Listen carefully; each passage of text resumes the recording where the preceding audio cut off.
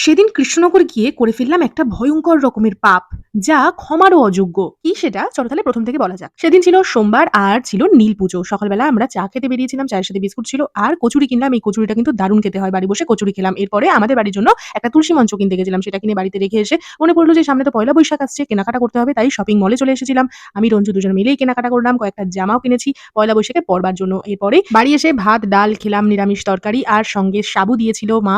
পুজো করে এসে সাবু মাখা খেলাম। তারপরে চলে আসলাম দুজনা মিলে বারোদোল মেলায় এসে খেলাম মাশরুম, যেটা নিরামিষ। আর যেটা ভুল করলাম, এখানেই আমরা ভুল করে পিজ্জা খেয়ে ফেলেছি। সেটা হচ্ছে চিকেন কুল্লার পিজ্জা। হায়, হায়, হায়! ভগবান কি অন্যায় করে ফেলেছি। কি আর করব? তখনও আমাদের মনে পড়েনি যে আমরা আজকে সারাটা দিন নিরামিষ খেয়েছি। এখানে এসে খেয়ে ফেললাম একটা চিকেন কুল্লার পিজ্জা। ভাবো কি বড় একটা অন্যায় করে ফেলেছি। তারপর আর কি পিজ্জা খেয়ে তখন তো আমাদের মনে পড়েনি। এরপর আইসক্রিমও খেলাম। খেয়ে রানাঘাটে এসেছি। উত্তমদার বাড়িতে হরগৌরী পুজো ছিল, কালী পুজো ছিল। আমরা প্রসাদ খেয়েছি। তখন প্রসাদ খেতে বসে মনে পড়েছে যে আমরা আজকে চিকেন খেয়ে ফেলেছি। কি অবস্থা! তারপর আর কি করব? ভগবানের কাছে ক্ষমা-টমা চেয়ে নিলাম।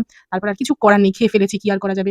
এরপরে অনেক কিছু আইটেম করেছিল উত্তমদাদের বাড়িতে। নানপুরি, তরকারি, খিচুড়ি এই সমস্ত কিছু খেয়ে-দেয়ে নিয়ে পেট ভর্তি করে আসার সময় আবারও ঠাকুরের কাছে ক্ষমা চেয়ে নিলাম যে আমাদের অন্যায় হয়ে গেছে, ভুল হয়ে গেছে। পারলে একটু ক্ষমা করে দিও প্লিজ, প্লিজ। জানি এই অন্যায়ের ক্ষমা হয় না। তবুও ওটা ভগবানের কাছে ক্ষমা চেয়ে নিচ্ছি। ভগবান ছাড়া কেই বা ক্ষমা করবে? তোমাদের কি মনে হয় ভগবান কি আমাদের ক্ষমা করবে এই অন্যায়ের? জানিও।